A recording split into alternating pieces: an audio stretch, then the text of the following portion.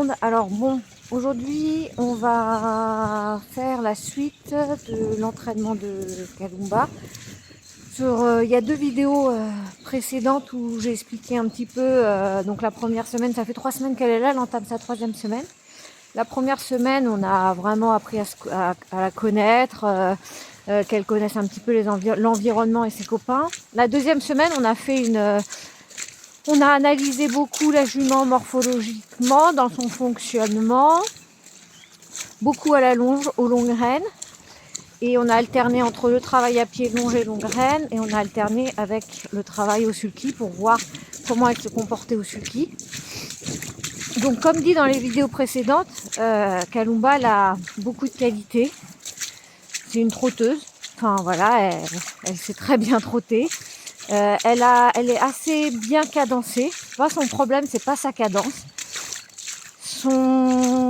Et sa qualité, comme je disais, elle a une qualité, mais qui est devenue en fait au fur et à mesure un défaut. C'est que c'est une jument qui est très très courte et qui se met toujours un petit peu en boule en fait. Donc elle a du mal à venir tendre son dos de sa queue en fait juste au bout du nez. Voilà. Donc en fait elle a tendance à venir s'enfermer, à descendre sa nuque, et c'est là où en fait ça la déséquilibre et c'est là où elle fait la faute. Alors je rappelle qu'Kalumba elle a les gains, elle a très bien couru, elle a fait des très belles courses, mais ça faisait quelque temps qu'elle faisait pas mal de fautes dans les tournants en fait. Elle savait plus trop comment prendre ses tournants. Donc voilà, donc aujourd'hui, vu que c'est sa qualité d'être comme ça, d'être courte, mais que c'est devenu son défaut, nous lui avons mis aujourd'hui un petit enraînement. Alors, l'enraînement, en fait, c'est la sous-barbe. On l'a mis en sous-barbe, ça veut dire sous le menton. D'accord ? Je vous ferai voir et je vais vous la filmer au travail. Pour qu'elle puisse, en fait, ouvrir son angle tête encolure. Et pour qu'elle vienne vraiment tendre son encolure et que le moteur puisse tendre le dos. En fait, qu'elle ait la place pour tendre son dos et aller chercher cette tension au lieu de toujours la fuir et rentrer dans la main. Alors, l'enraînement, chez nous, on en met. Moi, je ne suis pas contre les enraînements. Je mets un enraînement parce que je sais pourquoi je le mets. Et je sais surtout le régler. Voilà. Ça c'est... Voilà. Et je prends pas l'enraînement pour l'enraîner, pour que ça aille plus vite, ou pour qu'elle aille plus vite, ou pour que ça résoudre un problème. Je prends l'enraînement pour l'éduquer en fait, pour qu'elle comprenne. Parce qu'il faut savoir que au sulky, clairement, on n'est pas côté de la bouche. Hein. Donc toute la longueur de rêne, elle était vraiment très loin derrière. Donc pour régler tout ce qui est au niveau de la tête, donc régler la hauteur de nuque, régler l'ouverture, et en fait c'est presque impossible si tu mets pas un enraînement. Le but du jeu de cet enraînement chez nous, enfin en tout cas nous comment on le voit l'enraînement à la maison, c'est quelque chose d'éducatif. Ça veut dire que le cheval, on le met, on lui apprend à s'en servir, à venir se poser dessus, à comprendre qu'il ne faut pas le traverser, se poser. Et ensuite, au fur et à mesure, on lui enlève. Alors on lui enlève, effectivement, lors des courses, des fois il y a des chevaux, on ne peut pas leur enlever l'enraînement et on est obligé de rester et de leur mettre l'enraînement aux courses. Par contre, à la maison, il va au fur et à mesure travailler sans enraînement. Et on va les rendre de plus en plus autonomes. D'accord ? Donc, ça va être le travail principal de Kalumba. Ça va être de venir tendre son dos, de s'ouvrir dans son angle tête encolure et de pas descendre sa nuque, de prendre un peu de force dans son garrot et de pas descendre la nuque sous le garrot, ce qui va faire qu'elle va partir au galop, qu'elle sera en perte d'équilibre en fait. Voilà, donc je vous la filme pour le travail et puis je commente en même temps qu'on la voit. Alors, j'ai mis des portes dans tout le tournant, donc à la sortie où... Là, ça va être la sortie parce qu'elle est corde à gauche. J'ai mis au milieu du tournant une là-bas et une à l'entrée du tournant. Et en fait, j'ai fabriqué des portes, d'accord, ce qui va permettre au driver de modifier sa trajectoire en fait, d'accord. Les plots vont aider en fait dans le repère dans l'espace, parce que ça c'est très compliqué le repère dans l'espace pour tout le monde. Il faut savoir que c'est pas une faculté, si on la travaille pas, c'est pas quelque chose de vraiment inné chez nous, hein. C'est très compliqué, ça peut être très compliqué chez certains, voilà. Donc j'ai mis des portes. Le but du jeu c'est soit Kalumba elle passe dans la porte qui est le plus à l'extérieur, soit dans la porte qui est le plus à l'intérieur. En plus de ça, elle doit travailler ce qu'on a vu tout à l'heure, ce que je vous ai dit tout à l'heure, l'ouverture, d'accord, de son angle tête-encolure. Vous allez voir, elle a donc un enraînement, je répète, en sous-barbe, plus une martingale, pour canaliser en fait et qu'elle trouve l'attitude positive pour qu'elle puisse continuer à fonctionner dans son tournant. Alors la martingale, elle est un peu longue parce qu'elle ne l'a jamais, elle l'a peut-être eu, mais on ne sait pas. Donc on préfère vraiment de mettre vraiment des choses un peu plus longues pour qu'elle s'habitue au fur et à mesure. Voilà, donc elle va rentrer dans son tournant.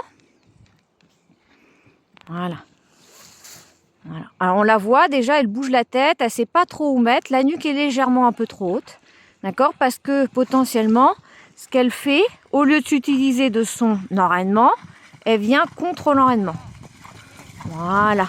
Et là, elle passe dans les portes à l'extérieur. Voilà. Voilà. Alors, on la voit, hein, on voit vraiment que la jument, en fait, dans le tournant, elle vient pas se poser sur la main ni sur l'enraînement, elle est en dedans de l'enraînement. Donc en fait, elle a la nuque qui est légèrement trop haute par rapport à son garrot, ce qui fait qu'en fait, au lieu de rentrer dans son tournant en poussant et en allant chercher son tournant, elle fait l'inverse. Elle se recule, d'accord? Et en fait, au fur et à mesure de son tournant, plus elle se recule, plus son dos se tasse et plus les postérieurs, au lieu d'aller devant, ils vont derrière. Plus elle perd sa cadence, plus elle va fauter. Voilà. En fait, ce qu'on va rechercher chez elle, c'est qu'elle aille chercher de la tension vers l'avant, d'accord, en ouvrant son angle tête-encolure, mais pas en l'ouvrant vers le haut, en l'ouvrant vers l'avant. Et qu'elle aille chercher ce contact, en fait, ce contact à la main, et se poser sur son enraînement comme sur la main. Voilà, en fait c'est ça. Et que quand elle rentre dans son tournant, au lieu d'anticiper le tournant en reculant sa masse et en reculant sa masse et son équilibre, c'est plutôt de garder ça, de garder cet équilibre avec une nuque au niveau du garrot, et de continuer à pousser dans son tournant, à aller chercher la fin de son tournant au lieu de se dire « Oh non, je préfère pas rentrer dans le tournant ». Voilà. Donc on la voit, elle refait le tournant. Voilà. Voilà. Voilà. Et cette fois-ci, elle a choisi les portes à l'intérieur. Voilà. Voilà. Ça, c'est mieux. Mais vous voyez, voilà. C'est pas grave. Alors là, elle a fait la faute. Pourquoi? Parce qu'en fait, son équilibre latéral, elle a un souci dans l'équilibre longitudinal, mais elle a aussi un souci, on le voit bien, parce que le tournant, là, il est plus serré. D'accord? Elle a choisi les portes à l'intérieur, donc elle a aussi un problème dans le latéral. Ok? Elle n'arrive pas à déporter son poids de gauche vers la droite, ou de droite vers la gauche, peu importe le tournant. D'accord? Donc en fait, elle se fait, au lieu de contrôler et d'adapter son équilibre, elle se fait un peu mener par son équilibre. Voilà, tout l'enjeu qu'il y a, technique, pour un cheval trotteur dans un tournant. D'accord? Il y a l'enjeu qui a l'équilibre longitudinal où il faut qu'elle continue à pousser pour aller chercher la fin de son tournant et la fin de sa trajectoire. Et il y a aussi l'enjeu latéral qui fait qu'elle ne doit pas se faire mener et déporter par son équilibre vers la corde. D'accord? Ce qu'ils font beaucoup. D'accord? ni sur la corde intérieure, ni sur la corde extérieure. Et c'est pour ça que là, pour l'instant, on travaille sur des portes. Donc, soit tu as un très grand tournant vers la corde extérieure, soit tu as un petit tournant sur le côté intérieur. Et au fur et à mesure, on va mettre une porte au milieu. Et cette fois-ci, la trajectoire sera au milieu du tournant. Et une fois qu'on arrive à faire la porte au milieu du tournant, c'est là où nous, on contrôle l'équilibre latéral et où le cheval contrôle son équilibre et va réussir à adapter son équilibre. Pour l'instant, on n'en est pas là. Hein. On en est vraiment à ce qu'elle aille chercher son équilibre longitudinal. Et on est sur la deuxième étape aussi, le latéral. Voilà. Voilà. Voilà. On la voit, elle est un peu moins précipitée, on la voit. Mais bon, voilà, elle continue.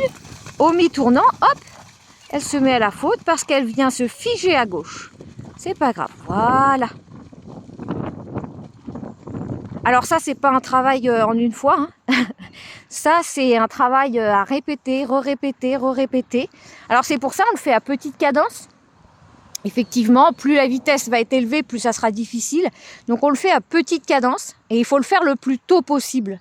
Hein. Dès le début, en fait, quand nous on a les chevaux au débourrage et au pré-entraînement, c'est ce qu'on leur apprend en premier.